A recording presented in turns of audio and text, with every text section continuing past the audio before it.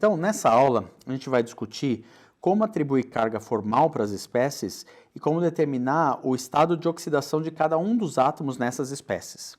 Então, vamos pegar, por exemplo, a água. Parece um exemplo simples, mas é bom começar por alguma coisa bem simples para ir complicando depois. Então, nessa aula, nós vamos discutir só a água e o oxigênio O2. E na aula seguinte, nós vamos pegar alguns exemplos um pouquinho mais complicados. Então, perceba que a carga formal da água, a água não é carregada, né? É zero. Então, se a gente tentar saber quantos elétrons nós temos disponíveis para fazer as ligações na água, ou é a ligação entre os átomos para formar a água, nós temos que levar em consideração quantos elétrons de valência cada um dos átomos que constituem a água tem. Então, a gente sabe que hidrogênio tem 1 elétron de valência, oxigênio tem 6 elétrons de valência. Então, nós temos 2 Hs, 1 oxigênio, e como eu não tenho nenhuma carga, eu não tenho que somar nem subtrair nenhum elétron aqui. Então, 2 Hs mais 1 oxigênio são 8 elétrons que eu tenho à disposição para fazer a ligação. Então, o primeiro passo é estruturar os átomos no espaço de algum jeito. Em geral, esse é o passo mais difícil. Por quê? Porque se você sabe a resposta, se você sabe que a água tem os hidrogênios ligados ao oxigênio, é fácil ligar isso desse jeito. Você vai pôr o oxigênio no meio, vai pôr os hidrogênios por fora e está tudo certo. Mas para algumas espécies químicas, em especial espécies muito grandes, é bem complicado saber como esses átomos estão organizados no sistema e como você vai fazer as ligações. Então, começa com exemplos simples para você entender quais são os padrões mais comuns que existem. Então, se você tem, por exemplo, H, esse H pode estar normalmente ligado a um átomo mais eletronegativo. Então, no caso da água, é mais provável que os hidrogênios estejam ligados ao oxigênio do que entre si. Então, uma vez organizados os átomos aqui, a primeira coisa que você faz é ligar todo mundo com ligações simples. Essas ligações simples, que nesse caso são ligações covalentes do tipo sigma, elas são formadas por 2 elétrons. Então, eu acabei de gastar 2 elétrons aqui e mais 2 elétrons aqui. Isso significa que se eu tinha 8 elétrons de valência no total, eu acabei de gastar 4 elétrons, eu ainda tenho 4 elétrons para gastar. O segundo passo é, depois que eu já contei e vi que eu tenho esses 4 elétrons, eu passo para a etapa seguinte, que é distribuir os elétrons que sobraram. Então, se eu tenho 4 sobrando, eu começo pelo elemento mais eletronegativo e adiciono elétrons até completar o octeto. Então, 1, 2, 3, 4, 5, 6, 7, 8, o octeto do oxigênio está completo e eu gastei, no total, 1, 2, 3, 4, 5, 6, 7, 8 elétrons. Então, eu não tenho mais nenhum elétron para gastar. Em seguida, você que não tem mais nenhum elétron para gastar, verifica se todo mundo tem o octeto. Então, esse hidrogênio tem 2 elétrons. Ele adquiriu a configuração do hélio e é o máximo que você vai conseguir para ele. Então, 2 elétrons para o hidrogênio, ok. Esse oxigênio está com 8 elétrons, completou o octeto, ok. E esse outro hidrogênio, 2 elétrons, ok. Então, você não tem que fazer mais nada. Essa aqui é uma estrutura que usa todos os elétrons e liga os átomos de forma plausível. Uma vez feito isso, se todo mundo completou o octeto, você não precisa se preocupar, continua e vai para o passo seguinte. Então, no passo seguinte, a gente tem que checar se não tem nenhuma carga envolvida aqui, se nenhuma carga, nenhum átomo está com um elétron a mais ou a menos. E isso é muito interessante. Essas ligações sigma aqui, como eu disse antes, elas são feitas por um par de elétrons. Então, a pergunta é, como é que eu determino se um átomo tem ou não carga? Então, se tiver uma ligação covalente, você tem que cortar a ligação covalente no meio e ver quais são os elétrons que, em princípio, entre aspas, pertencem àquele átomo. Então, se eu quebro a ligação no meio aqui e quebro a ligação no meio, esse oxigênio tem 1, 2, 3, 4, 5, 6 elétrons. O oxigênio não é da família 16?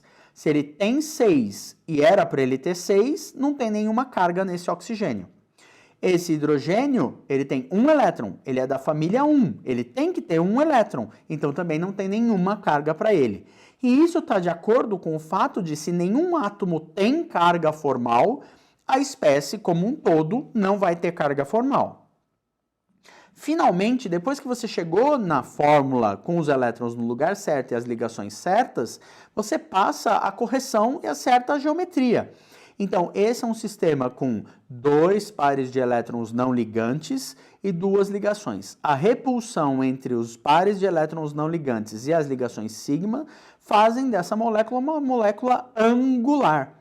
E isso a gente pode ver neste desenho que mostra o potencial eletrostático da água que foi calculado nesse nível da teoria quântica.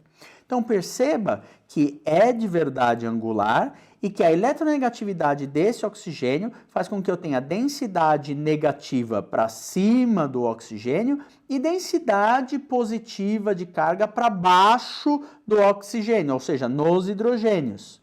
Perceba que densidade de carga não é carga formal, é simplesmente um reflexo da maior eletronegatividade do oxigênio. Sendo mais eletronegativo, ele está puxando para si esses elétrons das ligações sigma e existe maior densidade de elétrons na proximidade do oxigênio do que em relação à borda dos hidrogênios aqui embaixo. Isso é uma consequência da eletronegatividade dos átomos que a gente tem compondo a molécula de água. Finalmente, a gente pode tentar determinar qual é o estado de oxidação de cada átomo na molécula de água. Então, o estado de oxidação ele está definido na IUPAC e na IUPAC tem um algoritmo muito bom para você conseguir fazer isso e ele é simples. Essa é a representação com ligações covalentes da molécula de água. Se você fizer a mesma molécula, a água, desse jeitinho aqui, mas fazendo ligações iônicas, o que isso quer dizer? Quer dizer que você vai quebrar as ligações covalentes, considerando que o elemento mais eletronegativo fica com o par de elétrons. Então, se eu quebrar essa ligação e essa, o oxigênio é muito mais eletronegativo do que os hidrogênios. O resultado disso é que esse oxigênio vai ter esses 2 pares de elétrons que já estão aqui representados, mas o par de elétrons da ligação está aqui e o par de elétrons da ligação está aqui. Quantos elétrons tem nesse oxigênio agora? Tem 8, não tem? 1, 2, 3, 4, 5, 6, 7, 8. Quantos ele deveria ter? Ele deveria ter 6, não é? Então, se fosse uma ligação iônica, esse oxigênio teria carga menos 2, não é? Isso é o número de oxidação do oxigênio na molécula, menos 2. Esse hidrogênio aqui, esse hidrogênio, ele tem 0 elétrons nele, mas é esperado que ele tivesse 1, não é? Então, se fosse a ligação iônica, teria uma carga mais 1 nesse hidrogênio, mas o que a gente está fazendo é o método para saber o número de oxidação, e o número de oxidação vai ser mais 1. Então, a carga formal que você teria se todas as ligações fossem iônicas é o número de oxidação do átomo na molécula que tem ligações covalentes. Esse é o método recomendado pela IUPAC para resolver essa história. E a questão é que se esse oxigênio é 2- e cada um dos hidrogênios é mais 1, se você soma tudo, isso dá 0. E está de acordo com o fato da molécula de água não ter carga. Note que isso não é carga formal. Isso é o número de oxidação, que reflete o estado de oxidação. Esse é um parâmetro muito importante quando a gente tem uma reação química e você quer saber se um átomo foi oxidado ou reduzido. Então, isso está dizendo para nós o número de oxidação de cada um dos átomos. E a água, nenhum desses átomos tem carga formal, nenhum desses átomos em conjunto vai dar à molécula de água nenhuma carga. Agora vamos pensar outra molécula, oxigênio. Carga do oxigênio, 0. Só tem oxigênio que tem 6 elétrons de valência. Então eu tenho 12 elétrons que vieram dos oxigênios e eu tenho 0 carga, então eu não tenho elétron nem a mais nem a menos. Então eu tenho 12 elétrons para distribuir. Coloco os átomos, quando é diatômico é fácil, né? Ligo com a ligação covalente. Acabei de gastar 2 elétrons. Eu tinha 12, gastei 2, tenho 10 elétrons sobrando. Agora, eu vou distribuir esses elétrons. 1, 2, 3, 4, 5, 6. Por quê? Porque agora esse oxigênio completou o octeto. Aí, 1, 2, 3, 4, 5, 6, 7, 8. 9, 10, 11, 12. Distribuir todos os elétrons. todo mundo, não tenho mais nenhum para usar. Todos os átomos nessa molécula completaram o octeto? Esse oxigênio completou o octeto. Tem 1, 2, 3, 4, 5, 6, 7, 8 elétrons, completa o octeto.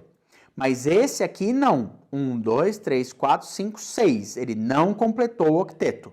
Então, se não completou o octeto, você vai transformar pares de elétrons não ligantes em ligações químicas. Então, você vai fazer uma adaptação. Você vai imaginar que esse par de elétrons está vindo para cá para fazer uma ligação. E essa é a ligação que a gente está representando aqui. Perceba que quando você fez esse truque, a gente tem agora esse oxigênio com 1, 2, 3, 4, 5, 6, 7, 8 elétrons e esse oxigênio com 1, 2, 3, 4, 5, 6, 7, 8 elétrons e agora todo o octeto está completo. Então, para a gente determinar se essa espécie tem ou não carga, o que a gente faz? A gente pega essa ligação dupla, converte nos elétrons aqui e conta. Vou contar tanto nesse lado quanto desse lado para você aprender o método. 1, 2, 3, 4, 5, 6 elétrons nesse oxigênio. Isso quer dizer que ele é da família 16, era para ter 6, ele tem 6, não tem carga aqui. Esse outro, 1, 2, 3, 4, 5, 6, era para ter 6, ele tem 6, não tem carga aqui. Mas, professor, não tem o octeto? São coisas diferentes. Se eu quero ver o octeto, eu conto o par de elétrons na ligação. Então, eu faço 1, 2, 3, 4, 5, 6, 7, 8. Isso eu estou checando se esse átomo tem o octeto. Se eu quero saber se o átomo tem carga, eu não conto o par de elétrons da ligação. Eu conto só o elétron que pertence, entre aspas, a esse átomo. Então, 1, 2, 3, 4, 5, 6, era para ele ter 6, esse átomo não tem carga nenhuma. O resultado disso é que, então, a gente chegou numa estrutura de oxigênio que dá carga zero, então a gente não tem carga, como a gente já tinha visto no começo, e ele sugere uma ligação dupla entre os átomos de oxigênio. Se eu quiser saber o estado de oxidação dos átomos, esse é muito interessante. Eu faço o quê? Eu desmancho essas ligações covalentes e faço a representação iônica. Os átomos não são iguais? Se eles são iguais, não existe diferença de eletronegatividade. Então, se a eletronegatividade é igual, eu faço a quebra dessa ligação homolítica. Ou seja, eu quebro no meio e cada átomo fica com um par de elétrons que vieram daqui. Então, eu quebrei aqui, 1, 2, quebrei no meio, cada um fica com esses 2 elétrons aqui. E agora, se eu contar 6 aqui, era para ter 6, a carga seria 0. 6 era para ter 6, a carga seria 0. Como essa é a representação iônica e eu quero saber qual é o número de oxidação, então o número de oxidação desse oxigênio é 0, o número de oxidação desse oxigênio é 0, e por isso você aprende que número de oxidação de espécies diatômicas é 0, e a carga formal dessa espécie, já que o número de oxidação em cada átomo é 0, também vai ser 0. E com isso a gente, em princípio, completou o oxigênio. Mas tem um pequeno problema. Tudo que a gente acabou de fazer são modelos. Então, tudo isso são métodos para explicar dados experimentais. O ponto é que o dado experimental tem que ser explicado. E no caso de oxigênio, o que a gente acabou de fazer não explica o dado experimental. Por quê? Se você olhar essa figura aqui, você vai perceber que tem uma coisa azulada aqui no meio. Essa coisa azulada é oxigênio líquido.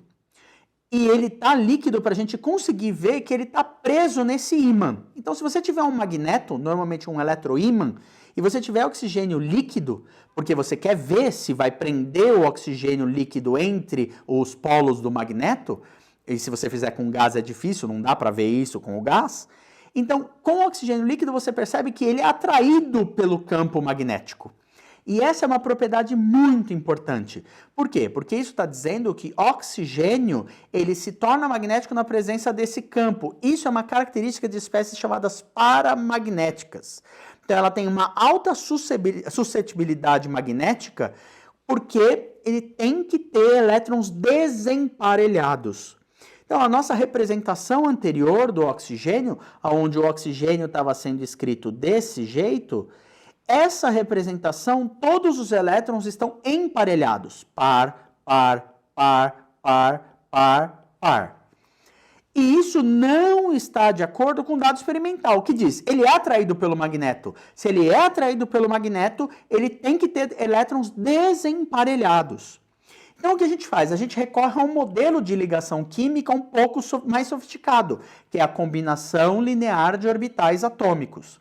Então, veja que esse oxigênio tem uma distribuição 1s2, 2s2, 2p4. E eu vou ligar com outro oxigênio que tem uma distribuição exatamente igual. 1s2, 2s2, 2p4. Então, fazendo a combinação linear de orbitais atômicos, se eu tenho 2 orbitais atômicos aqui, eu tenho 2 moleculares, um ligante e um antiligante.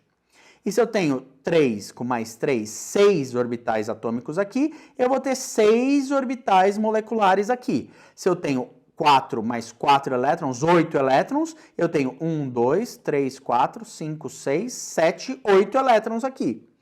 Então, essa é a distribuição de elétrons no que seria a molécula de O2. Perceba que eu tenho 2 elétrons desemparelhados no orbital de mais alta energia aqui. Então, vocês estão vendo que os 2 elétrons desemparelhados que explicam esse caráter paramagnético do oxigênio, eles estão aqui apresentados no diagrama de correlação linear de orbitais atômicos. Isso quer dizer que uma estrutura de Lewis não é um bom modelo para explicar oxigênio. Na verdade, oxigênio molecular é o exemplo que normalmente mostra a limitação da estrutura de Lewis. Mas perceba que tudo tem limitações. Se esses 2 elétrons eles estão desemparelhados e eles têm o mesmo spin, isso significa que nós podemos chamar esse oxigênio de oxigênio triplete. Em português eles chamam de oxigênio tripleto. Veja que isso tem a ver com a multiplicidade desse estado. Então, como que a gente faz essa conta? É 2s mais 1. O que é o s? É o spin dos elétrons. Eu tenho esse e esse são meio cada um. Então, 2 vezes meio, mais 1 dá 3. Isso define esse estado como tripleto. Então, o oxigênio que a gente respira é chamado de oxigênio triplete. E isso é importantíssimo. A gente vai usar esse conceito em muitas outras aulas e é um conceito muito importante em termos de reatividade do oxigênio. Mas a limitação dessa combinação linear é que se esses 2 elétrons eles estão desemparelhados, significa que eles não estão fazendo uma ligação formalmente. Isso, então, cria uma complicação. Porque se você medir a ordem de ligação nesse sistema, então tudo que está daqui para baixo, ligante e antiligante, estão ocupados. Então você não precisa se preocupar daqui para baixo. Mas nesse sisteminha, como é que a gente vê a ordem de ligação? 1, 2, 3, 4, 5, 6 elétrons ligantes. Menos 2 elétrons antiligantes. Dividido por 2 dá 2. Então, 6 ligantes menos 2 antiligantes, dividido por 2, a ordem de ligação seria 2. Então, esse diagrama está dizendo, eu tenho essa ligação dupla, mas isso não é verdade, porque se você tivesse essa ligação dupla, isso está implicando que esses 2 elétrons estão ligados numa ligação covalente e que isso daqui estaria certo, o que é mentira. Então, você precisa entender a limitação dos modelos. Cada modelo acrescenta um pouquinho mais para a gente entender a realidade, mas eles são sempre modelos. Eles cada vez vão se tornando melhor e a gente consegue entender um pouquinho mais do que seria o oxigênio na verdade. Mas nesse ponto você não pode exigir mais do que o modelo pode dar. Então, o que a gente aprendeu é que a estrutura de Lewis não representa direito como é o oxigênio, que a combinação linear de orbitais atômicos consegue explicar esse caráter paramagnético e esse é o máximo que você pode extrair do oxigênio a partir desses 2 modelos simplificados. Então, eu espero que você tenha entendido como obter ou como determinar a carga formal e como ligar os átomos em estruturas químicas bem simples, moleculares simples, e que você tenha entendido o conceito de estado de oxidação dos átomos, ou número de oxidação dos átomos, porque a gente vai precisar disso para a próxima aula, que vai ter uns exemplos um pouquinho mais sofisticados.